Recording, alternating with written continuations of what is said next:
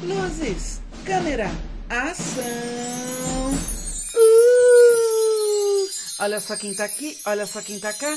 Euzinha, Jaqueline Ramires. E no vídeo de hoje, pessoal, nós vamos falar sobre reality shows. Eu vou falar os prós e os contras e tudo que eu acho sobre esses programas de entretenimento chamados de reality show. Mas antes de mais nada, se você tá chegando agora no meu canal, já deixa aí seu like, né, minha gente, ó, porque aqui, ó, é drag queen, é beleza, é tudo isso que vocês gostam. E também se inscreve no meu canal pra dar aquela forcinha pra ver o meu canal crescer. Compartilha esse vídeo com as amigas, manda esse vídeo pra frente. E também, se você quiser ver o meu canal crescer de verdade, faça uma contribuição, uma doação, porque com a sua contribuição eu consigo ter melhores maquiagens, melhores equipamentos e os nossos vídeos ficarem cada vez melhor. Então aqui embaixo eu vou deixar o meu link para as minhas doações. Você pode fazer um Pix, um PayPal, com o valor que você quiser. Espero a sua contribuição.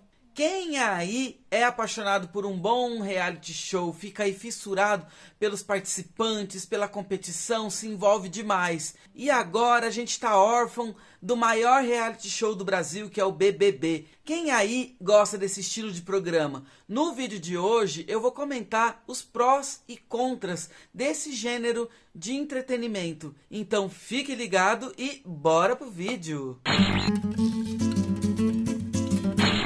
Esses programas de competição fazem muito sucesso no Brasil, e eu acho que na América Latina, e eu acho que na América em geral, e talvez na maior parte do mundo, porque as competições, elas estão muito dentro da nossa cultura há muito tempo. Programas de competição fazem muito sucesso porque a competição, assim como a colaboração, é uma característica humana, intrínseca à nossa espécie. Para nós evoluirmos como ser humano, nós tivemos que colaborar muitíssimo, mas também nós tivemos que competir muitíssimo com outras espécies. E é muito interessante analisar como essa característica da competição acontece dentro da nossa cultura brasileira.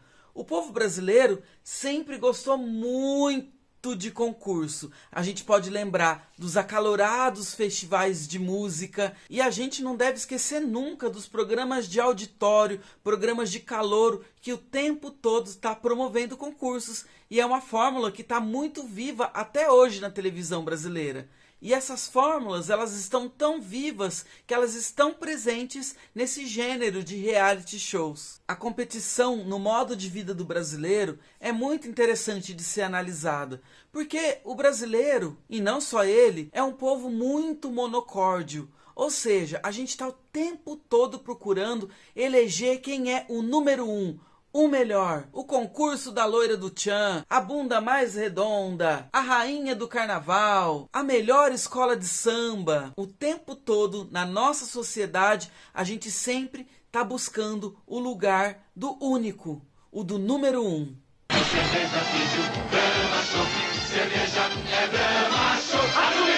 E essa característica de sempre buscar o número um, o lugar do único, tem tudo a ver também com outro traço cultural que o brasileiro gosta muito, que é a narrativa do bem versus o mal. Nas telenovelas, por exemplo, na dramaturgia e nos filmes de produção nacional, são muito comuns as narrativas de bem versus o mal. E nesse gênero que a gente chama de reality show, a gente conseguiu juntar essas duas coisas, essa característica novelesca com essa vontade que a gente tem de eleger o tempo todo o melhor, o número um. Existem inúmeros formatos de reality show. Os mais triviais são aqueles que se parecem ainda muito com show de calouros, como por exemplo o The Voice, X Factor, em que cantores que têm o talento do canto se apresentam para uma banca que vai julgar esse talento. Mas uma coisa muito comum na maioria dos realities é que sempre um talento está sendo posto à prova. Em realities como o MasterChef, por exemplo,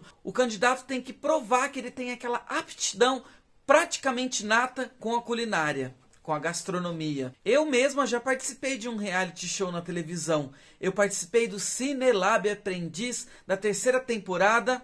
O Cinelab Aprendiz é um reality show em que os participantes têm que produzir curtas-metragens com foco nos efeitos especiais em 1h30.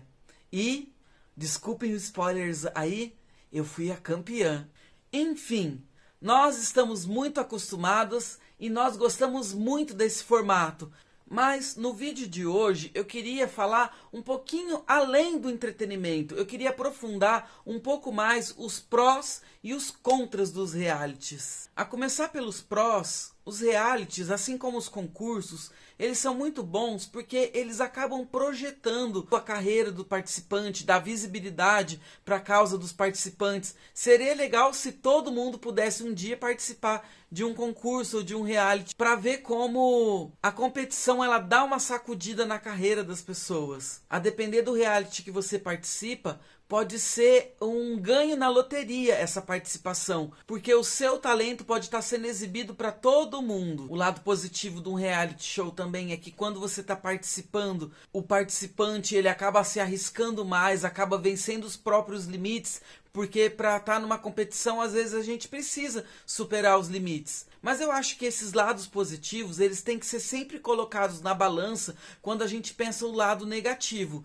Quando você é convidado a participar de um reality show, você tem sempre que pensar: eu estou preparado para participar desse reality? Porque se você não estiver preparado, principalmente psicologicamente, o reality pode fazer um estrago na sua vida. Em realities como Big Brother, por exemplo, eu fico me perguntando: o que está sendo a prova? O que a gente tem que provar para os outros que é bom? É diferente, por exemplo, de um MasterChef que você tem que cozinhar. Diferente, por exemplo, de um RuPaul's Drag Race que você tem que provar a sua capacidade de ser drag, o seu talento drag. Ou, por exemplo, um The Voice que você tem que provar a sua capacidade de cantar. O Big Brother está provando qual capacidade? Bom, o talento à prova no Big Brother pode ser a habilidade social. Como você consegue, ao mesmo tempo, traçar um jogo interno entre os participantes, um jogo de inteligência social, e um jogo externo em que você torna o seu telespectador o seu cúmplice. Eu acho que o talento que está sendo posto à prova no Big Brother é o da inteligência social e também o da capacidade de criar roteiro. E por que um reality show desse, que mede um talento que não é tão óbvio assim, faz tanto sucesso? Bom, em primeiro lugar, porque está sendo transmitido em uma emissora muito poderosa que tem muito dinheiro para isso acontecer.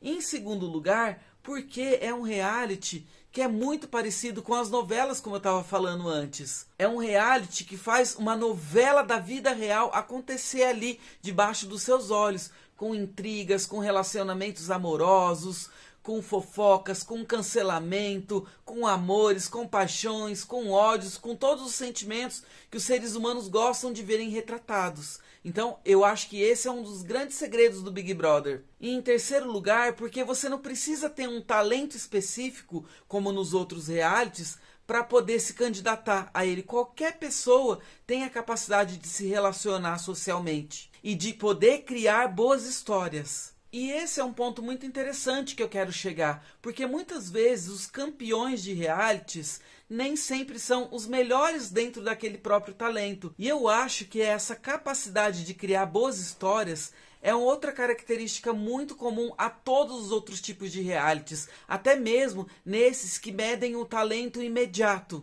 Porque às vezes, nem sempre os campeões de reality shows são as pessoas mais talentosas. Talvez sejam as pessoas que tenham oferecido o melhor roteiro, as melhores narrativas, porque o reality show, a gente nunca deve esquecer, é um produto, é um programa de entretenimento, é algo que está sendo vendido numa televisão.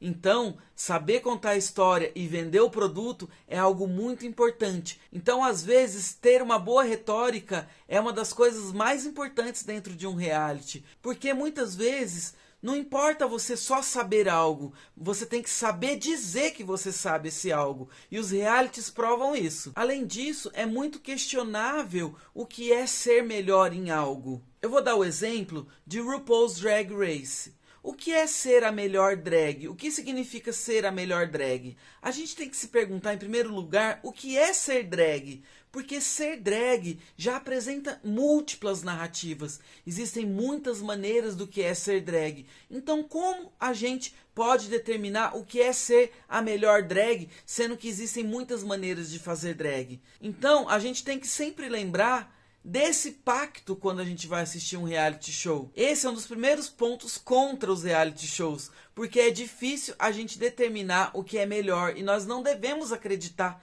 que exista de fato o melhor, porque também muitas vezes para ser melhor numa competição, todos os candidatos deveriam estar no mesmo pé de igualdade ou equidade pelo menos.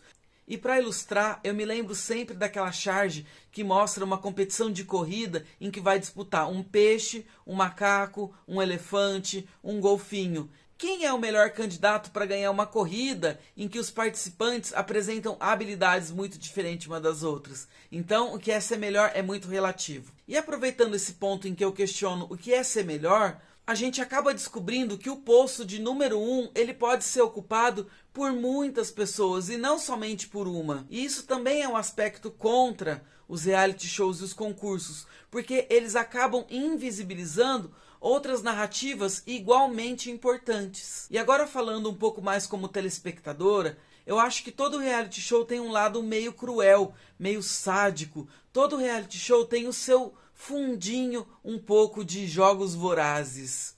Jogos Vorazes é uma crítica perfeita aos reality shows, porque os participantes eles têm que matar uns aos outros. E é muitas vezes isso que nós vemos nas competições, como Big Brother. Para ganhar 1,5 milhão, muitas vezes os participantes acabam querendo se matar uns aos outros. E isso me lembra muito as arenas dos gladiadores, para vocês verem como as competições e o sadismo em ver a competição é muito antigo na nossa cultura. Esse outro lado de se entreter com o sofrimento alheio é muito comum em reality shows como Big Brother.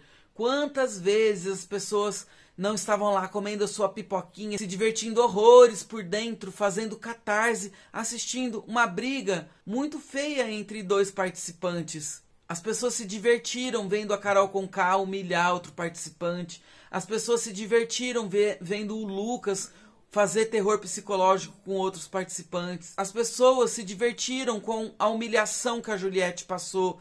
As pessoas se divertiram com os barracos do Gil. As pessoas, sim, se divertem e se entretêm com a dor dos outros. E eu, de certo modo, tenho que fazer a minha meia-culpa. Qual é o meu papel como telespectador, como consumidor desse tipo de programa? A gente discute tanto a saúde mental das pessoas, mas a gente às vezes esquece que um participante de um reality show não é um personagem, ele não é igual uma novela, não é uma ficção, aquilo é realidade e aquilo é dor psicológica real, é um reality. É o jogo da realidade, é um reality e é feito por gente de verdade. São pessoas de verdade aqui, que trazem histórias de verdade, cicatrizes de verdade, encaram outras pessoas de verdade, é tudo de verdade.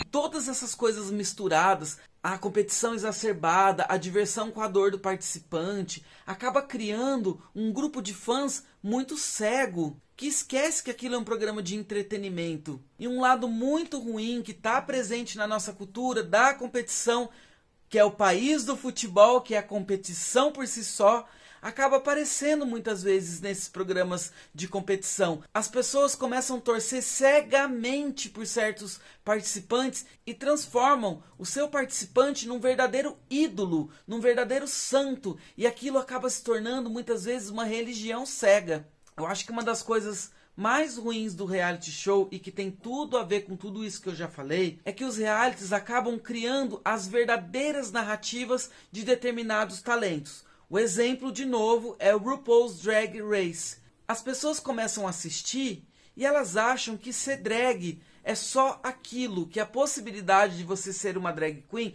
é só aquela. E como eu já disse, ser drag é uma coisa muito plural e tem muito a ver também com a realidade de cada país. Ser drag queen no Brasil não é a mesma coisa que ser drag queen nos Estados Unidos. Ser drag queen no estado de São Paulo não é a mesma coisa que ser drag queen no Amazonas. E quando a gente vai para um reality show que não dá conta de representar muito bem todas essas diversidades, porque não dá mesmo, porque no final das contas só uma ganha, acaba criando nos seus telespectadores essa falsa narrativa de que drag queen é isso e não aquilo. Então, nesse sentido, os reality shows eles acabam contribuindo muito para os estereótipos das carreiras. As pessoas acham que o melhor cantor é aquele cantor que consegue atingir só aquelas notas, que consegue ter uma qualidade vocal excepcional. As pessoas acham que o melhor cozinheiro é só aquele que consegue fazer aquela coisa criativa mesmo, e a pessoa que cozinha cotidianamente não é boa cozinheira. E isso acaba sendo muito ruim para uma palavrinha que a gente tem que lembrar sempre, que é a diversidade. Um reality show, por mais que ele queira representar toda a diversidade, as diversidades narrativas, não dá conta. Porque no final de tudo, sempre quem ganha é só um. E aí, pessoal, vocês gostaram do meu vídeo? Espero que sim. Então, ó, já deixa seu joinha e se inscreve no meu canal.